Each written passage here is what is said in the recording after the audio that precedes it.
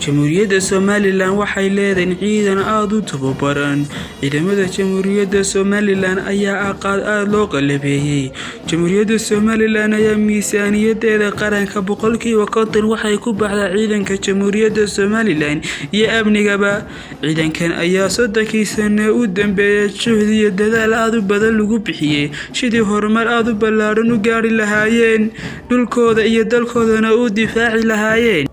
ciidamada Jamhuuriyadda Somaliland ayaa hub u badan leh iyadoo ciidan dhulka ah iyo qaar badaba ay Jamhuuriyadda Somaliland leedahay.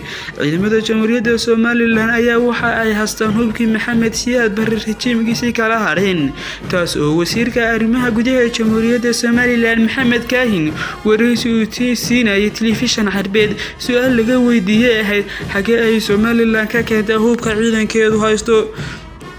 Maxamed Kaahin wasiirka arrimaha gudaha ee Jamhuuriyadda Somaliland ayaa waxa uu ugu jawaabay su'aashaasi Somaliland waxa ay haysataa hubkii ay kala hadhay rajiimka Maxamed Siyaad Barre, hubkaas oo tayo iyo aad u leh.